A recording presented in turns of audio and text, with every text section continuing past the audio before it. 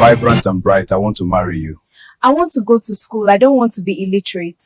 Try as much as you can to dictate red flags when you see them in your marriage and relationship with people around you, especially when you're married to a family you don't know anything about. It is very important. It will help you set boundaries. Don't worry, I will train you. I will support your education. My name is Mercy. I want to share my story, titled A Wife Abroad, a Prisoner at Home. I want to tell the story myself so that you can learn from my mistakes. This is the first series of my story, and I titled it The Promise That Changed My Life. I was just 19 years old when an abroad husband came and married me. Before then, I had only seen him once during December when he returned home for his father's chieftaincy title. That was when our paths crossed. People around me said I was a good girl, fresh from secondary school, respectful, quiet, well-behaved. He said he liked me, that I was young, vibrant, bright, that he wanted to marry me. I like you. You're vibrant and bright. I want to marry you. I want to go to school. I don't want to be illiterate. Don't worry, I will train you. I will support your education. When I told my parents about the proposal, they agreed and said, at least he'll carry you abroad. You can study nursing. Life will be easier. I also told my friends and they encouraged me too. That was how I said yes. My dream was simple, which was to become a nurse. But immediately after marriage, everything shifted and I felt that my dream was going to be ruined. He started giving me excuses. He said he had things to fix abroad and would return soon. I was to stay back and start school. I agreed, not knowing I was already pregnant. When the morning sickness started, I thought it was malaria. I was just 19 years old. What do I know about pregnancy? I went to my mother-in-law to complain about my sickness. She smiled at me and said, my daughter, you are married now. You don't treat malaria carelessly again. I don't want anything to happen to my grandchild. Grandchild? Before I continue with my story, subscribe to my channel and turn on the notification bell so you will be notified each time we upload new video. We went to the hospital for tests and the results came back positive. I was so confused and overwhelmed. That was the end of school. That was the beginning of my pain. I was still believing in the promises my husband made to me before he married me. I was thinking he would stick to his word and keep the promises, but my thoughts failed me. Being a teenage adult I was then, I didn't know anything about pregnancy.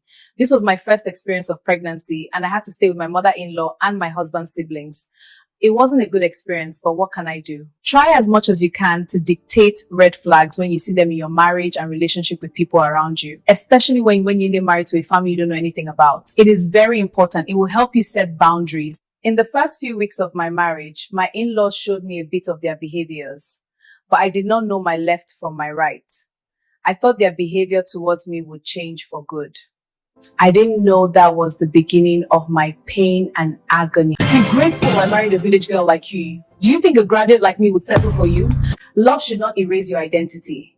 Marriage should not turn you into a background character in your own life. You are allowed to want more and to go after it. Suffering quietly does not make you virtuous, and endurance is not a lifelong assignment. My name is Mercy. Welcome to the second series of my story titled A Wife on Paper, a Shadow in Reality. During my pregnancy journey, I saw hell. I was always in the house doing all the housework alone. Nobody cares to know how I felt. They all knew it was my first pregnancy, but decided not to help me with house chores. The pregnancy drained me. Vomiting, weakness, constant sickness. I became very sick, but had to do most of the house chores. My husband was already abroad. Any money he sent passed through his family first. What finally reached me was barely enough. When I complained, my husband would say, you're living in the family house, you're not spending too much, so manage it. I wore endurance like a dress throughout my pregnancy. I hadn't ate what I wanted to eat as a pregnant woman. I gave birth in the family house. I raised my first child there. Still, I begged my husband for one thing, which was my privacy, with just a small flat. Let me stay with my child so that I can have peace. He refused and said to me, stay with my family. They will watch over you. I didn't know whether it was control or distrust, but I obeyed. 3 years passed before I saw my husband again. Before I continue with this story, please subscribe to this channel. Turn on the notification bell so that you will be notified each time a new video is uploaded. Your support helps our community grow. When he returned, I cried, what about my life, my school, my future? Promised me again and I would study nursing abroad, get better certificates and have a better life, not knowing he had a different plan. Before he left to abroad, I got pregnant again. And the cycle continued. Every 3 years he'd return. Every visit ended with another pregnancy. I stayed in Nigeria, raising children while my dreams slowly died. One ugly thing in this life is how people who don't know you judge or admire you. People admired me. They often referred me as that lady her husband is abroad. People believed that I was enjoying my marriage. They didn't see my tears at night. They didn't know I felt like a baby making factory. One afternoon, while I was in the kitchen cooking, I overheard my mother-in-law on the phone. How is Sonia? How is Clinton? How is David? Hope my grandsons are bouncing. On hearing that, my hands froze. Who were Sonia and Clinton? That day, the truth hit me like thunder. My husband had another wife abroad. I didn't know I was only a camouflage, a womb, a placeholder. When I confronted my husband, crying about my wasted years, his reply shattered me. He said to me, be grateful I married a village girl like you. Do you think a graduate like me would settle for you? That night, I chose myself. It wasn't so easy for me to get over the trauma, but I took it upon myself to overcome the fear, challenges, and anxiety. I prayed and fasted like never before, seeking for God's direction, guidance, and wisdom to make a better decision for myself. If you're a lady or married woman watching this, I want you to know that your endurance is not your purpose. Suffering quietly does not make you virtuous, and endurance is not a lifelong assignment. If you find yourself constantly managing, shrinking, or postponing your dreams while someone else lives fully, pause and reassess.